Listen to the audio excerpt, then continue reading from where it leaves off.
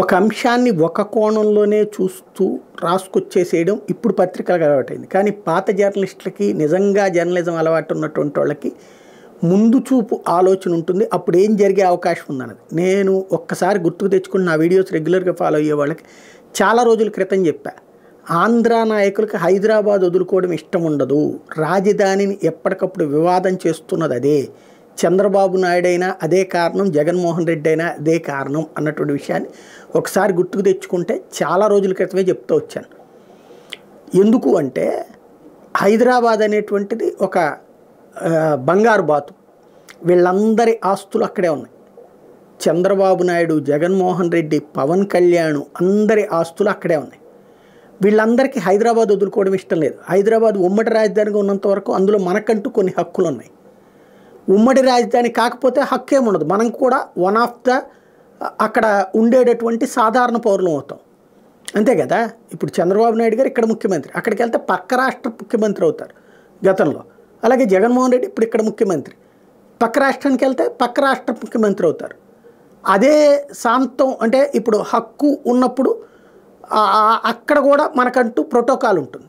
అదే శాంతం విడిపోతే ఏ ప్రోటోకాల్ ఉండదు, జస్ట్ గెస్ట్ ప్రోటోకాల్ అంటారు. అంటే వచ్చినప్పుడు అతిథిని రిసీవ్ చేసుకోవడానికి ఉండే ప్రోటోకాల్ తప్పించి ఏమీ ఉండదు.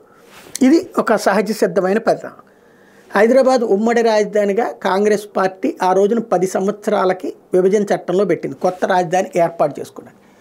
చంద్రబాబు గారు అమరావతి రాజధాని అని ప్రకటించి హైదరాబాదు రాజధాని హక్కుని వదులుకోలేదు. నేను చాలాసార్లు చెప్పే మొక్క. ఇవాల్టికి కూడా విభజన చట్టం ప్రకారం ఆంధ్రప్రదేశ్ రాజధాని ఏదంటే హైదరాబాదే, ఉమ్మడి రాజధానిగానే ఉంది. అది చంద్రబాబు గారు కనుక అమరావతిని రాజధానిగా నోటిఫై చేయించేటట్టయితే అది అప్కమింగ్ క్యాపిటల్ ఆ రోజున, అంటే రాబోయే క్యాపిటల్ అన్నటువంటి కోణమే. ఒరిజినల్గా క్యాపిటల్ని అమరావతి అనౌన్స్ చేసేస్తే హైదరాబాద్ను వదిలేసుకోవాలి, ప్లస్ అమరావతి జ్యూరిస్డిక్షన్ ఫిక్స్ చేయాలి. అమరావతికి ఎలాంటి బౌండరీలు ఫిక్స్ చేయలేదు. అమరావతి అంటే ఇప్పటికి కూడా చట్టబద్ధమైనటువంటిది అమరావతి పట్టణం మాత్రమే, ఏదైతే అమరలింగేశ్వర స్వామి ఉన్నటువంటిది, మిగతాది అమరావతిగా లేదు.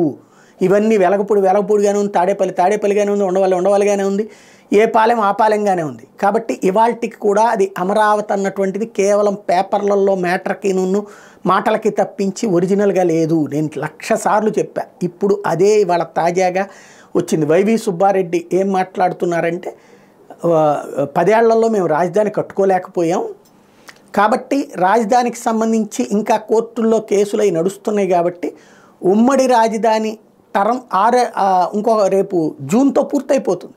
జూన్ నుంచి మనకి ఉమ్మడి రాజధానిగా ఉంది కాబట్టి ఎక్స్టెండ్ చేయమని అడుగుతాం. అంటే హైదరాబాద్ని ఉమ్మడి రాజధానిగా మరికొంత కాలం పాటు ఉంచమని అడుగుతామని చెప్తున్నారు.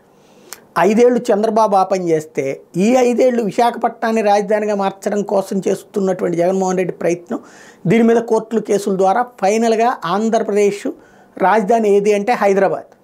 ఇంకొక 5 ఏళ్ల పాటు హైదరాబాద్ని ఉమ్మడి రాజధానిగా. వీళ్ళు ఎందుకు అంటే వీళ్ళందరూ అక్కడ ప్రివిలేజ్ అనుభవించాలి, వీళ్ళకి హైదరాబాదే రాజధానిగా ఉండడం. ఇవాళ మళ్ళీ కలిపేయమంటే కలిపేయడానికి సిద్ధంగా ఉన్నారు వీళ్ళు. అది ఇక్కడ అసలైనటువంటి మన రాజకీయ నాయకులకు సంబంధించినటువంటి దౌర్భాగ్యం, దానికి సజీవ సాక్ష్యం.